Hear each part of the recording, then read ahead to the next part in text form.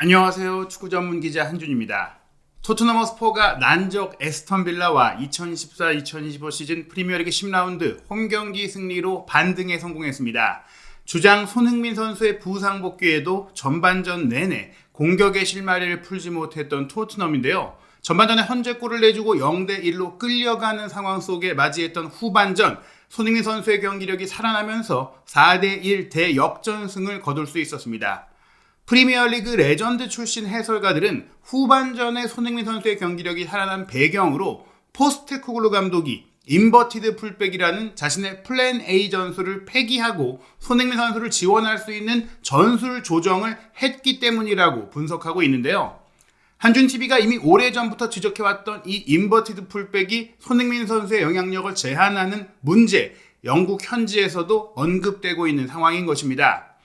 프리미어리그 최고의 분석 프로그램으로 유명한 영국 공영방송 BBC의 매치 오브 더 데이에서 지난 주말 손흥민 선수의 에스턴 빌라전 동점골 어시스트 어떻게 평가했는지, 토트넘의 역전승의 전술적 이유를 어떻게 분석했는지 해석해서 소개해드리도록 하겠습니다. 토트넘과 에스턴 빌라의 경기는 프리미어리그 지난 10라운드 2일차 경기로 진행이 됐는데요. 2일차에는 토트넘 대 에스턴 빌라, 맨유와 첼시의 경기가 진행이 됐고, 이 2일차 경기에 대한 분석 패널로 잉글랜드 대표 출신 미드필더이자 토트넘과 리버풀에서 활약했던 데니 머피, 그리고 최근까지도 현역 생활을 했었던 맨유 출신 수비수, 잉글랜드 대표 출신 센터백 필 존스가 출연해서 설명을 합니다. 먼저 진행자가 포스테코글루 감독이 경기를 마치고 했던 인터뷰를 받아서 소개하면서 질문을 하는데요. 토트넘이 두세 개의 공격 기회를 가지고 있다, 우리가 다른 무기도 갖고 있다라고 자부하면서 후반전에는 다른 형태의 경기를 통해 이길 수 있었다고 이야기한 부분에 대해 언급을 하면서 데니 머피에게 물어봅니다. 당신이 보기에 후반전 토트넘의 경기력이 달라진 이유가 무엇이라고 생각하나요? 라고 질문을 한 것인데요. 무려 417회의 프리미어리그 경기 출전 경험, 50득점을 이뤘던 골 넣는 미드필더 데니 머피는 이렇게 이야기합니다. 먼저 이 경기 후반전 개선은 토트넘이 가져간 작은 전술 변화가 주요했다라고 생각을 합니다. 특히 왼쪽 측면에서요, 즉 손흥민 선수 쪽에서 플레이가 살아났던 것이죠. 이로 인해 토트넘이 후반전에 파이널 서드 지역, 공격 지역에서 더 나은 의사결정을 할 수 있게 됐고, 또 퀄리티를 보일 수 있었다고 생각을 합니다. 특히 공수 전환 상황에서요, 토트넘은 전반전에는 너무 예측 가능한 플레이만 했었거든요 라고 이야기하며, 후반전의 전술 조정이 예측하기 어려운 상황, 또 상대를 무너뜨릴 수 있는 의사결정 퀄리티로 이어졌다는 건데요. 그렇다면 왼쪽 측면 플레이가 어떻게 달라졌는가? 전반전 토트넘의 플레이 장면을 보시면 우도기가 인버티드 풀백으로 안쪽에 들어와 있고 손흥민 선수가 사이드로 벌려 있습니다. 즉 사이드로 벌려서 폭을 만들어주면서 다른 선수들이 이렇게 벌려진 공간을 활용하는 미끼 역할을 하게 된 것이고, 이게 바로 저희가 포스테코글루 감독의 전술 하에서 손흥민 선수가 낭비되고 손흥민 선수의 능력을 제대로 활용하지 못하는 상황이라고 지적했던 패턴입니다. 데니 머피는 이 장면에서 우도기가 왼쪽 하프 스페이스에서 왼쪽 사이드로 벌린 손흥민 선수에게 패스를 전개했을 때 왜 토트넘의 공격이 잘 풀리지 않았느냐? 손흥민 선수가 사이드에서 1대1 돌파 능력, 개인 기술이 부족해서가 아니라 구조적으로 손흥민 선수가 사이드에서 공격을 펼칠 때 어떤 지원도 받지 못한 채 수적 열세 상황에 있었기 때문에 우도기가 전혀 도움이 안 됐기 때문에 생긴 일이라는 거예요. 손흥민 선수가 공을 잡을 때 에스턴 빌라의 오른쪽 측면 미드필드로 뛴 존 맥긴, 그리고 오른쪽 측면 수비수 맷 캐시가 나란히 서서 손흥민 선수를 막게 되는데요. 데니 머피는 빌라가 나이스한 콤팩트한 수비로 자리를 잡고 있다라면서 왼쪽 윙어 손흥민 선수가 사이드로 벌리고 왼쪽 풀백인 우도기는 안으로 인버티드로 들어가고 있을 때 우리는 토트넘이 두 명의 풀백을 모두 내로우하게 안으로 좁혀서 경기하는 걸 이미 잘 알고 있고 오늘도 그렇게 플레이를 시작을 했다라고 이야기합니다.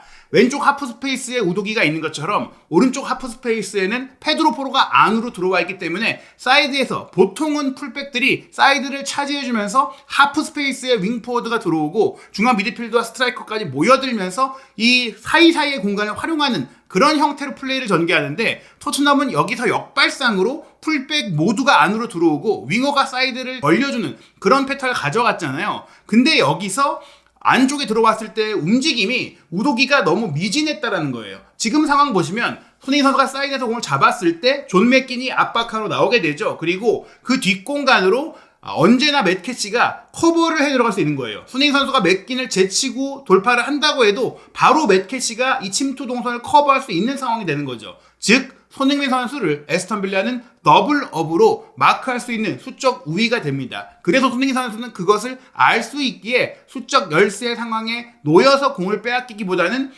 뒤에서 또 공을 중앙지거로 끌고 가면서 플레이를 전개하게 되는데, 이런 상황을 막으려면 우도기가 공을 준 다음에 더욱더 빠르게 함께 들어와주면서 연계해주거나 원투 패스를 주고받거나 그렇게 가져가야 되는데, 인버티드 상태에서 도와주러 오니까 맷캐시가 지켜보는 앞에서 공을 받으면 당연히 바로 압박을 당하고 상대의 뒷공간을 무너뜨릴 수 없는 그런 상황이 되는 거예요. 뒤를 벗겨내봤자 맷캐시가 더 가까이 각을 좁히면서 손흥민 선수를 막을 수가 있는 것이죠. 그래서 우도기가 도와주러 왔을 때는 오히려 우도기가 몸으로 맷캐시를 스크린해주면서 생길 수 있는 그 뒷공간, 가운데로 접고 들어올 수 있는 공간으로밖에 손흥민 선수가 갈 수가 없었던 겁니다. 그렇게 돌아와서 공을 전개하더라도 대부분 이 토트넘 선수들이 안쪽에 몰려있다 보니까 사이드 폭을 못 만들고, 사이드 폭을 안 만드니까 굳이 또 에스턴 빌라는 넓게 벌리지 않고 페널티 에어리어 안쪽 실점할 수 있는 이 위험 지역에 단단하게 촘촘하게 서서 상대가 토트넘이 패스하거나 슈팅하거나 침투할 수 없게 딱 조여놓고 수비를 한 겁니다.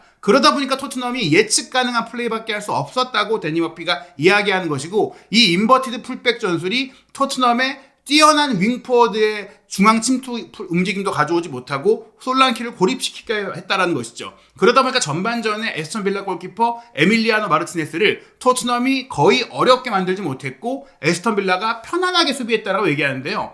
이 장면들이 계속 반복이 돼요. 지금도 마찬가지입니다. 계속 이런 공격을 한다라고 얘기하면서 우도기가 또 왼쪽 하프 스페이스에서 공을 끌고 올라와서 사이드에 벌려있는 손흥민 선수한테 패스를 하죠. 이때 똑같아요. 존 맥킨이 압박하기 위한 자리를 잡고 그 뒷공간을 맷 캐시가 커버할 수 있는 동선을 가져갑니다.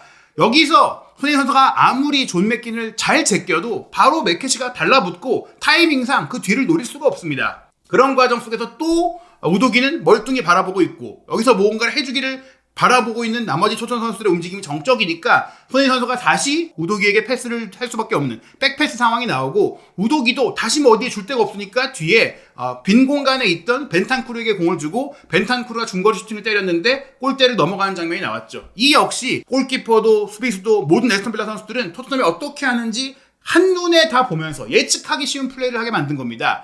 결국 벤탄쿠르의 슈팅이 나쁘지는 않았지만 그래도 득점 근처에 들어갈 수 없었던 위협적이지 않았던 공격이다 보니까 수비하기가 정말 심플했다라고 표현을 하는데요. 그러던 토트넘의 공격이 후반전에는 어떻게 달라졌느냐, 바로 손흥민 선수가 후반 4분 만에 존슨의 골을 어시스트했던 왼쪽 측면의 이 크로스, 얼리 크로스가 어떻게 나왔는지 보시면 데니 머피가 이야기합니다. 우도기의 포지션을 후반전에 보세요. 우도기가 안쪽이 아닌 사이드 쪽을 좀 더 벌려 움직이고 있죠. 여전히 손흥민 선수도 사이드에 붙어있긴 하지만 우도기가 손흥민 선수에게 공을 패스하고 나서 어떤 동선을 가져가느냐, 인버티드로 안으로 들어가서 공을 받으려고 하는 게 아니라 손흥민 선수보다 더 바깥쪽 사이드로 이동하는 겁니다. 이것은 바로 전형적인 좋은 풀백의 오버래핑 패턴인 거예요. 인버티드 풀백은 언더래핑으로 안으로 들어오는데 전통적인 형태의 풀백들은 윙 플레이, 사이드 플레이를 하면서 오버래핑을 합니다. 넘어서서, 윙어의 뒤로 넘어서서 움직이는 겁니다. 풀백이 측면 공격수 손흥민 선수에게 패스를 하고 측면 뒷공간으로 침투하면서 상대 측면 선수에게 문제를 야기하는 교과서적인 플레이인데요. 이 상황에서 존 맥킨이 캐시에게 이제 손흥민 선수를 커버할 게 아니라 그 뒤로 돌아 들어가는 우도기를 막아야 한다라고 손짓을 하는 장면이 나와요. 즉 손흥민 선수가 존 맥킨과 캐시의 더블 마크를 계속 당하던 상황이 우도기가 사이드에서 오버래핑하는 풀백의 전형적인 움직임을 가져가는 순간 깨진 겁니다. 그래서 맥캐시 선수가 우도기의 침투에 맞춰서 물러서게 되니까 손흥민 선수가 맥캐시가 물러선 그 공간을 활용하게 된 겁니다. 그 물러선 공간도 사실은 맥캐시가 매우 적절한 타이밍으로 적절한 동선을 가져가면서 내려갔기 때문에 우도기도 막을 수 있고 손흥민 선수에 대한 견제도 함께 하는 상황이 되었음에도 불구하고 그래도 우도기가 사이드에서 배우 침투를 노리는 그 순간 1야드 정도의 틈이 딱 나왔을 때 그 하나의 틈을 손흥민 선수가 포착하고 바로 얼리 크로스를 올린 거예요. 이전 같았으면 크로스를 올릴 틈 자체가 없었고 돌파를 시도할 여지 자체가 없었는데 우도기가 조금만 와서 도와주니까 그 근처에 서 있기만 해주니까 열렸던 공간을 손흥민 선수가 바로 판단하고 기가 막힌 정확하고 강하고 날카로운 왼발 크로스를 상대 골키퍼도 센터백도 처리하기 어려운 골키퍼와 센터백 사이의 프라임 타깃 에어리어로 심지어 본인의 주발인 오른발이 아닌 약발인 왼발로 그리고 양발잡이 선수들이 슈팅 같은 경우에는 그래도 강한 임팩트를 통해서 노릴 수가 있는데 크로스 패스는 더 정밀성, 더 정교한 킥 능력이 필요하잖아요. 왼발로 이런 미친 크로스를 올린 거예요. 그 크로스가 정확하고 강하게 연결되면서 브레넌 존슨이 넣었기 때문에 데니 머피는 이 장면을 보면서 What a pass it is 이렇게 얘기를 합니다. 어떻게 이런 패스가 나올 수가 있느냐, 이 패스 뭐냐, 이 패스 정말 대단하다, 이런 표현을 데니 머피가 쓴 겁니다. 그리고 이런 플레이가 측면 공격수가 상대의 측면 선수, 측면 미드필더와 측면 수비수가 함께 더블 마크를 할 때 이 더블 마크를 흔들어낼 수 있는 티피컬한 전형적인 장면이다. 정말 그렇게 토트넘이 포스테코글루 감독의 시그니처인 인버티드 풀백을 쓰지 않고 전통적인 풀백 활용만 해줘도 손흥민 선수가 살아날 수 있다는 겁니다. 손흥민 선수는 인버티드 윙어잖아요. 인버티드 윙어가 인버티드 풀백과 함께 뛰면 당연히 희생될 수밖에 없는 상황이니까 그런 건 피해야 된다고 저희가 강조 드리는 겁니다. 게다가 우도기도 이탈리아에서 뛰던 시절에 3백의 왼쪽 윙백으로 윙플레이를 잘하던 선수이기 때문에 이게 결코 낯선 역할이 아니라 오히려 인버티드 풀백이야말로 새롭게 시도하고 있는 새로운 역할이라는 점에 있어서 지금 물론 인버티드 풀백으로서 우도기가 스트라이커처럼 플레이하기도 하고 수적 우위를 중앙에서 가져가두는 때로의 그런 변칙적인 움직임이 도움이 되긴 하지만 경기 내내 주구장창 이런 플레이를 하는 것은 이미 상대 팀들이 토트넘의 이런 더블 인버티드 풀백 전술을 다 간파하고 파악을 했기 때문에 이제는 새로운 번형, 오히려 기존에 잘 알려져 있던 그런 패턴을 섞어가면서 다양한 변주를 통해서 상대를 흔들어야 된다는 겁니다. 득점으로 연결된 장면은 아니지만 이 장면도 정확히 같은 우도기의 측면 오버래핑을 통해 나왔는데요. 이번에는 우도기가 에스턴 빌라의 공격을 차단을 해놓고 손흥민 선수에게 공을 연결하고 또 사이드로 침투해서 오버래핑을 하죠. 이번에는 손흥민 선수가 몰고 들어가면서 본인이 처리한 게 아니라 우도기의 속도에 맞춰서 스루 패스를 딱 찔러줍니다. 정확하게 같은 이런 패턴이 나온 것에 대해서 데니 머피는 전반전에는 단 한 번도 이런 플레이가 없었기 때문에 아마 포스테코글루 감독이 하프타임에 이렇게 플레이를 바꾸라고 이야기를 했을 거라고 얘기했습니다. 그런 과정 속에 이번에는 오른쪽 수비형 미드필더 역할을 맡았던 오나나도 손흥민 선수의 동선을 많이 좀 제어하는 모습들이 있었는데 오나나가 손흥민 선수 쪽을 마크하고 맷캐시가 뒷공간으로 빠져들어가는 우도기를 커버하는 상황이 됐어요. 손흥민 선수가 우도기에게 패스를 딱 찔러주고 우도기가 그 속도 그대로 이제 캐시와 1대1 상황을 맞이하게 되는데 우도기가 힘도 좋고 속도도 좋으니까 캐시와의 1대1 상황을 이겨냅니다. 그리고 캐시와의 1대1 상황에서 상대가 지키고 있음에도 솔란키에게 정확한 컷백 패스를 주게 돼요. 그리고 이 패스를 받은 솔란키도 문전에서 상대 수비의 견제 속에서도 터닝 슈팅을 깔끔하게 연결을 했는데 아쉽게도 니어포스트로 때린 슈팅이 에밀리아노 마르티네스의 선방에게 막혔어요. 이거는 마르티네스가 잘 막아냈다라고 데니 머피가 이야기를 하거든요. 이 장면은 득점이 되지 않았지만 이런 전술 조정이 토트넘의 후반전 경기력 회복으로 이어졌다라고 데니 머피가 주목한 것입니다. 그리고 토트넘이 지공, 빌드업, 만들어가는 지배축구를 너무 좀 많이 하고 있는데 손흥민 선수가 있는 특히 지금 토트넘이 보유한 선수들의 특성은 속공, 역습, 카운터 어택 특히 올 시즌에 많이 활용되고 있는 빠른, 간결한 공격이 굉장히 중요하거든요. 상대 공격을 차단하자마자 빠르게 공격수에게 공을 배달하는 그런 단순한 축구가 필요하다라고 저희가 여러 번 말씀을 드리는데 이날 후반전 토트넘은 그런 패턴으로 경기를 했어요. 데니 머피가 이야기하듯이 지금 오나나가 전방으로 공을 전개했을 때 대신 로메로가 부상당하면서 들어왔던 벤 데이비스가 전진 수비하면서 이 공을 잘라냈거든요. 잘라냄과 동시에 흘러나온 공을 사르가 이어받고 중앙으로 운발하고 쿨루세스키도 가운데로 이동하고 이때 교체에서 들어왔던 손흥민 들어왔던 히샬리송이 왼쪽 사이드로 움직이면서 사이드에 폭을 만들어줬을 때 중앙 공간이 비게 되는데요. 여기서 사르가 공을 잘 운반해 온 이후에 쿨루세스키가 아닌 존슨에게 패스를 주면서 존슨이 리턴 패스를 쿨루세스키에게 주고 쿨루세스키는 또 수비 뒷공간으로 빠져들어가는 솔란키에게 패스를 하는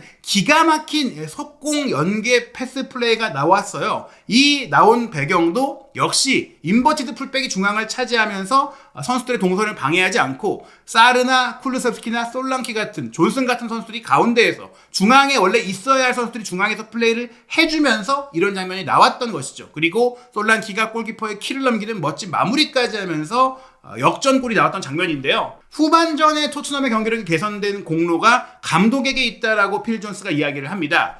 올 시즌에 특히 토트넘이 홈 경기 후반전의 경기력이 더 좋은데 기록을 보더라도 전반전에는 5골을 넣고 있고 후반전에는 그 2배인 10골을 넣고 있어요.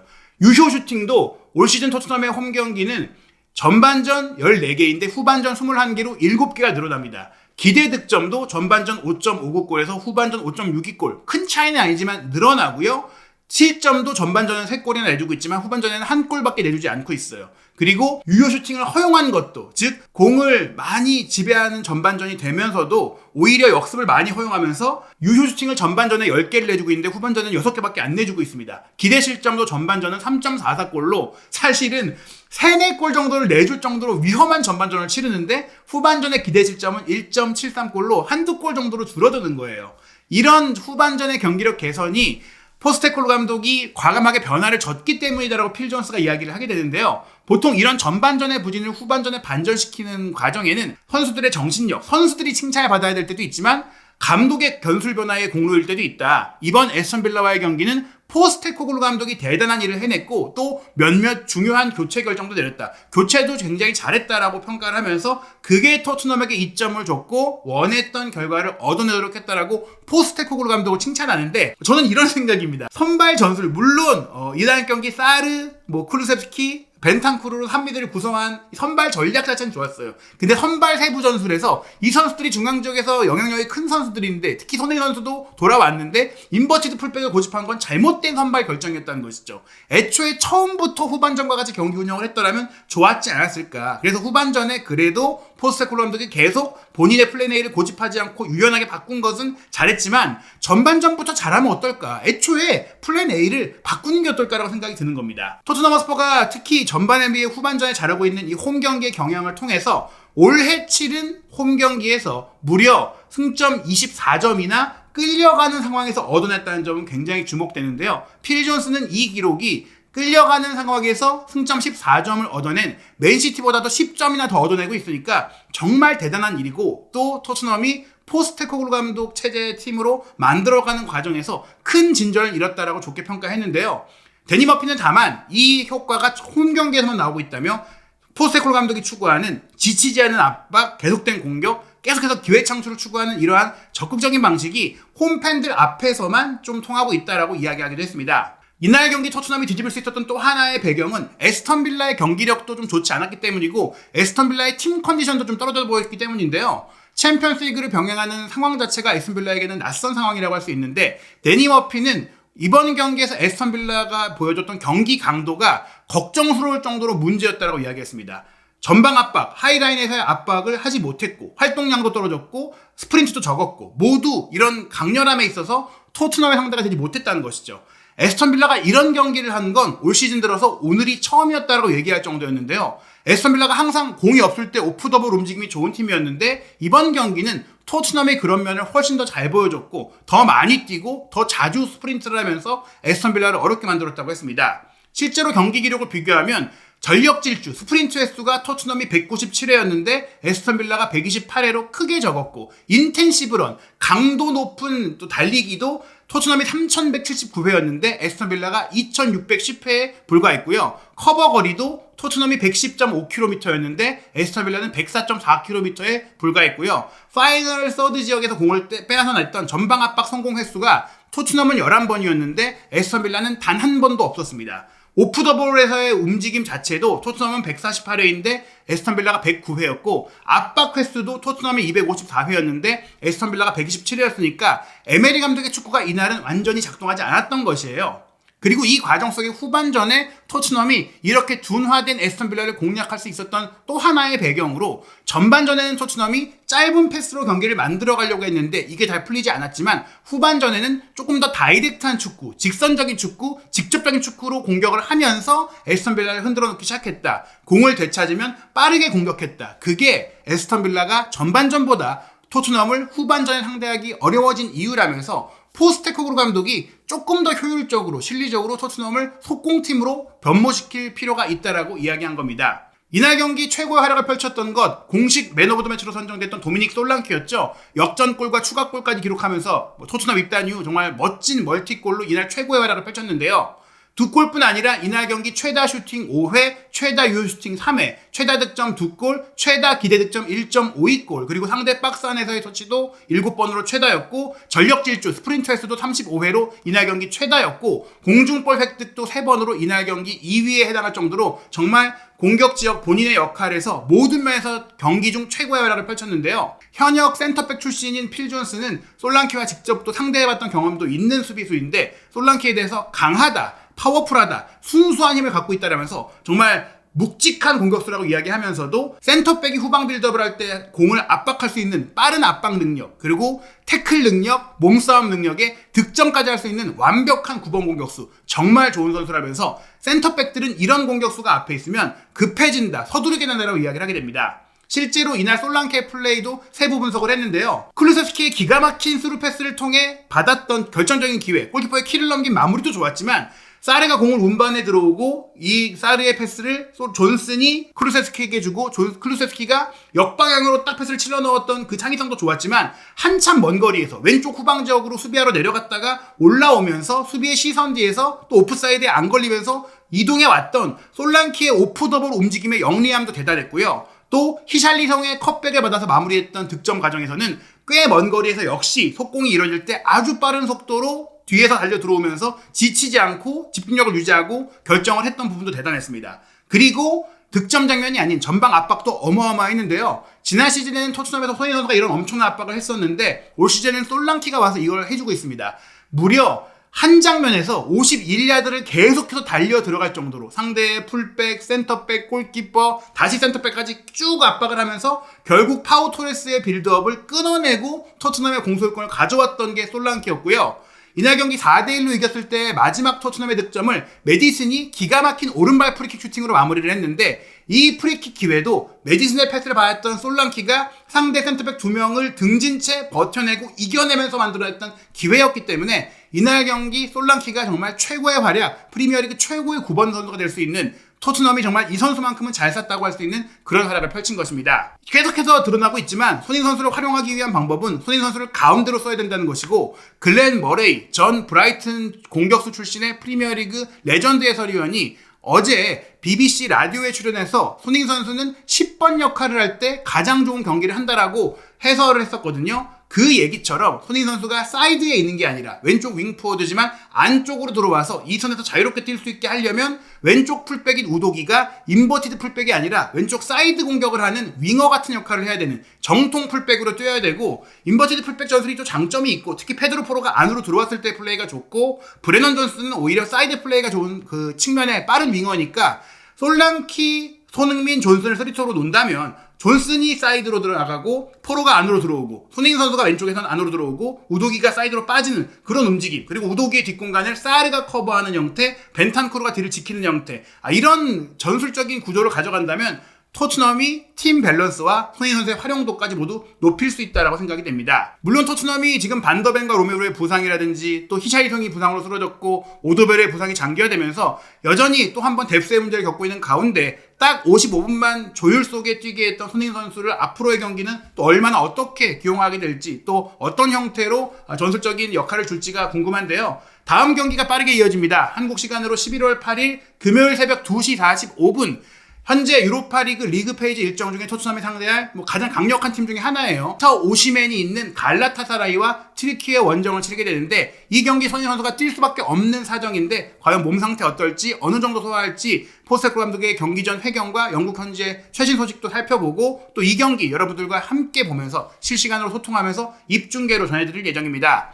이어서 11월 10일 일요일 밤 11시 입스위치 타운과의 프리미어리그 경기, 또 11월 14일 목요일 쿠웨이트와 월드컵 예선 경기, 19일 팔레스타인과의 경기, 손흥민 선수가 대표팀에 다시 선발이 되면서 부상을 털고 복귀하면서 이 경기도 나서게 됐는데요. 과연 또 대표팀의 경기에서 손흥민 선수가 어떤 모습을 보여줄지 한준TV와 함께 한국 축구와 해외 축구 주요 이슈, 손흥민 선수가 출전하는 모든 경기의 소식, 입중계 놓치지 않으시기 바랍니다.